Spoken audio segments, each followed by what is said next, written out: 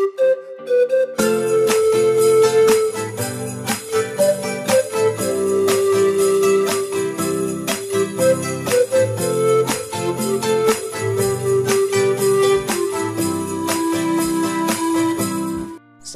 балақайлар, қалдарың қалай? Денсаулықтарың қалай? Көңіл күйлерің қалай? Мошни ма? Ертегі тыңдауға қош келдіңдер.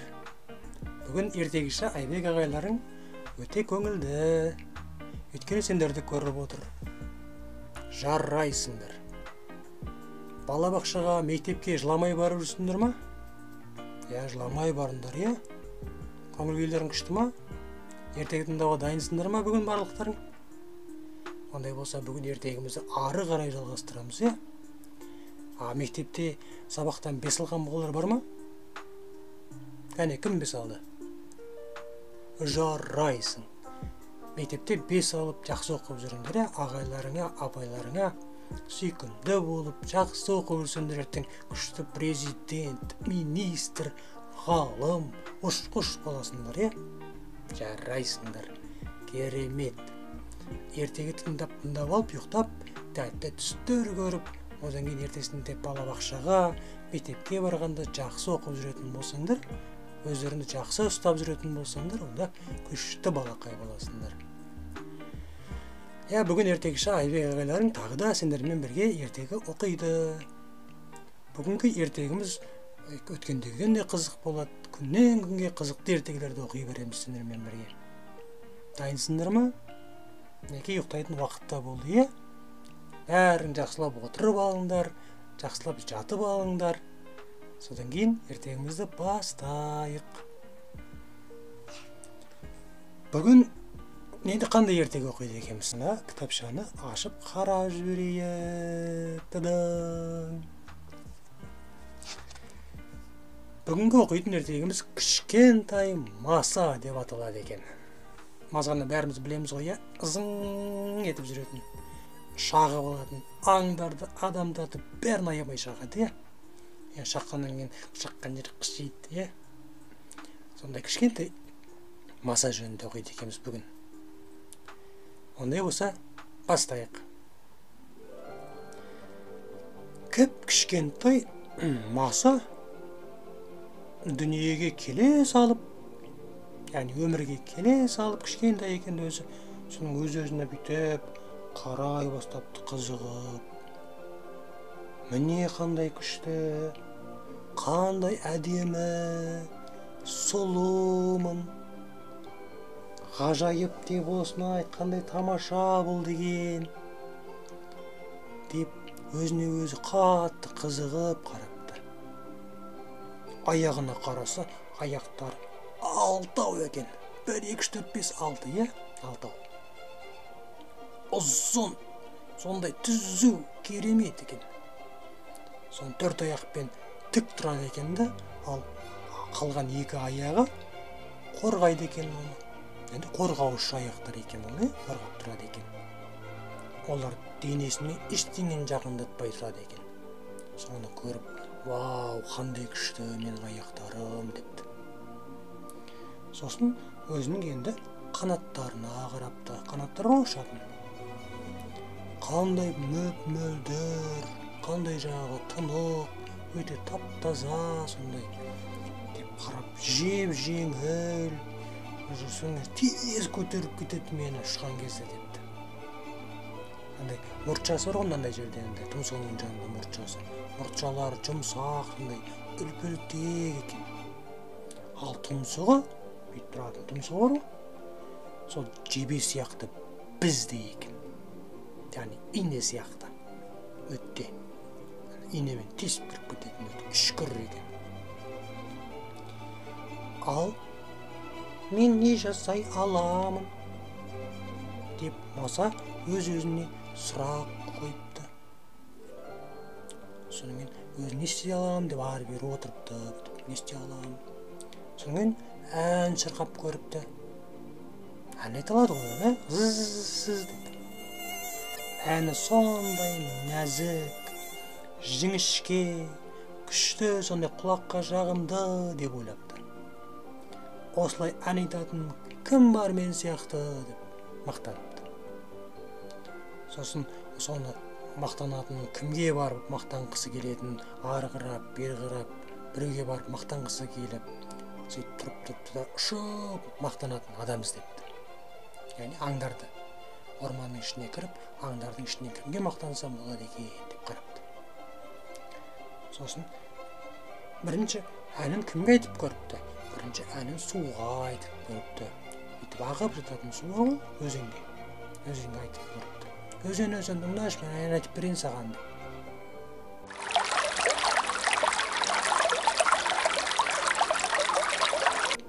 Сөйтіп өзен сылдыр етіп естімей қойыпты оның әнін. Сосын енді ол әнін ағашқа айта бастапты. Ағаш мені тыңдаш деп. Ал ағашта нелері бар? Жапырақтар бар, жапырақтар сыптыр етіп шулап есіріппей қойыпты.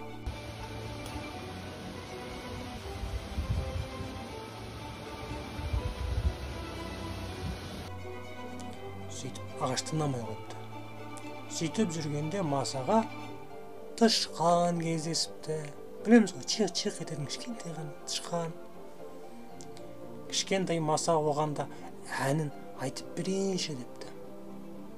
Ал тышқан оның әнін ұнатпай шөпке қарай қашып тығылып қапты. Сөйтіп тығылып жатқан тышқанның ініне кіріп кеткен ғой, ұясына өзінің үйіне кіріп кетсе, тышқанның артында құйрығы қалып қапты. Содан маса, менің әнімді тыңдамайсың ғой, ал ендеше өз обалың өзіңе мә онда деп, маса оның құйрығына өзінің біздей тұмсығын бүйтіп сығып апты, тығып апты. Соны тышқан не депті? Тышқан ойбай, апа, мама деп, анашым деп, тышқан шиқылдап ала жөнеліпті. Қашып кетіпті.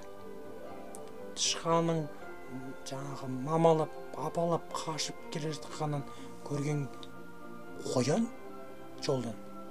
Ол да қорқып, өзінше ол да анашым деп, апа деп айғайлап, секек ол да қашыпты. Тышқанның артынан қашып зуылдапты ол да. Сөйтсе, олардың қашып жатқан кезінде олардың алдынан енді кім шығады? Ертегілерде білесіңдер ғой, қояннан кішкентай үлкенді кім еді?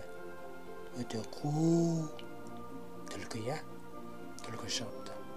Сон түлкі шыға келеді да, қоянның түлкіге қарауға шамасы келмейді дейді. Сосын түлкі тышқан мен қоянның артынан бір қорқынышты бір бәле қуып жатыр екен деп ойлапты да, ол да қашыпты. Ол да дыбысын шығаруға шамасы келмей қашыпты. Тышқан, қоян екеуі ол ма? Түлкі үшеуі жан жаққа қарауға ешқандай шамалары келмей, жердің топырағын шығарып, шаңын шығарып жердің қашыпты. Қашып келатыр. Сол кезде алдынан кім шығады олардың алдынан? Кім табады? Қоян, түлкі, түлкіден кім? Қасқыр, Қасқыр апанында өзінің үнінде үйінде ұйықтап атқан ғой. Сөйтсе олаңдардың дабырлап, шулаған дауыстарын естіпті, шошып кетіпті. Атып тұрып арттарынан ол да қашыпты. Апа, тышқан, қоян, түлкі, қасқыр бәрі естерін білмей қашыпты. Жүгіріп біледір. Осы кезде бір бұрышта орманның ең дәуі кім?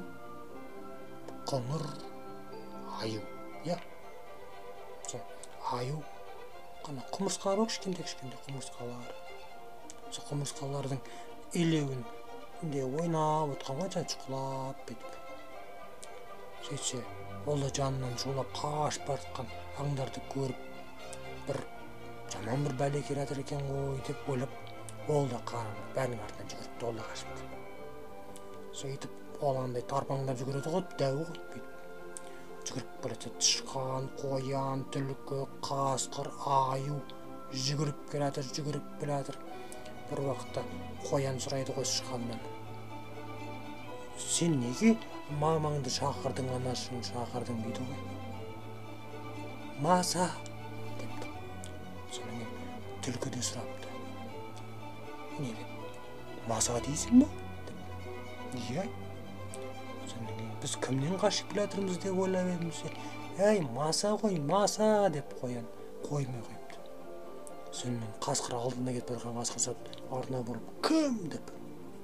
Сонымен маса депті. Қасқыр ол да маса деп айғайлапты, ол да қашыпты.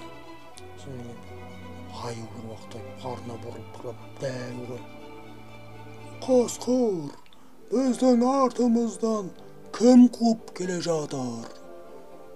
Аңшылар ма, охотниктер ма деп сұрайды ғой. Өсе, қайдағы адам, қайдағы аңшы, маса дейді депті. Маса деп аюдың ақырған дауысынан бүкіл орман бүйтіп сілкініп кетіпті. Аспан айналып жерге түскендей болыпты. Сонымен аю жерге құлап түсіпті да, борсық деген жануар бар ғой. Сол борсықтың ініне ұясына апанын анандай басын тығып апты. Енді арт жағы сыймайды ғой аюдың, басын ғана тығып қапты. Сонымен бір уақытта бәрі қашып өткен кезде аңдардың алдынан кім шықты енді? Жоқ, арыстан емес. Тағы кім қақпады? Жоқ, құстар емес. Сөйтсе, бір кішкентай күлшіктен, батпақтан, яғни бақа ыршып шығыпты. Алдындағы ертегі естеріңде бар ғой, бақа батпақта өмір сүреді, сазда өмір сүреді, күлшікте кішкентай өмір сүреді деп айтып едік қой. Бақа ыршып шығыпты, секіріп шығып, не болды? Бақа, кімден қорқып қашып келесіңдер? Байқ депті. Ойбай, маса құртты бізді деп ендігін баса алмай, сөйтіп ана қасқыр айтыпты. Бізді қуып бара маса шағып алайын деп жатыр деп. Сөйтсе, ал кішкентай маса ысылтып әнін айтып қоймай, ол жаңа бақаға да айтып бергісі келген ғой. Сөйтсе бақа өтіріктен бір таң қалып тұрыпты да, көзін шарасынан шығарып бадырайтып аузын деп ашыпты да, маса жақындап келеткен кезде күтіп тұрыпты да, хоп деп жеп қойыпты. Сөйтіп масаның әні тоқтапты. Сөйтіп бақа масадан аңдарды құтқарыпты. Бүгінгі ертегіміз осы маса жайында болды. Яғни, балалар, бақа күлшіктен мекендейді. Маса қауіпті жәндік, шағып алса кәдімгі ауыртады, одан кейін ауруларды тасымалдайды адамдарға, адамның да қанын сорады, жазда шығады да бізде шығады ғой, Сол кезде масаны, яғни кім жейді, не жейді екен? Бақа жейді екен, Онымен қоса және құстар жейді масаны. Сөйтіп ондай зиянкес жәндіктерді, яғни адамдарға зиянын тигізетін жаман жәндіктерді сөйтіп құстар, бақалар олар тазалап отырады екен. Соны біліп алдыңдар бүгін. Осы ертегінің арқасында, бақаның да пайдасы бар екен. Бақа іше алмайды, бірақ ол масаларды жейді екен, шіркейлерді жейді, ұшып жүрген әртүрлі. Солай балалар, ертегі ұнады ма? Өте күшті ертегі екен, кішкентай ғана мынандай маса бүкіл аңдарды қуалапты. Сөйтіп бәрі қашып қорқыпты да, енді әрине қорқады, шағып алса ол жер ауырады ғой, ашиды ғой, Ондай болса балалар, қайырлы түн, жақсы жатып, жайлы тұрыңдар, тәтті түстер көріңдер. Ертең тағы да күшті ертегілер оқитын боламыз. Күннен күнге ертегілеріміз күшейе береді, күшті бола береді. Сондықтан бүгін жақсы жатып, жайлы тұрыңдар, түндерің тыныш болсын. Ертең тағы да 5 алдын дедің ғой, ертең тағы да 5 алдын. Жарайды, жақсы. Бәріне сәлем айтыңдар, ата-аналарыңа. Сау болыңдар.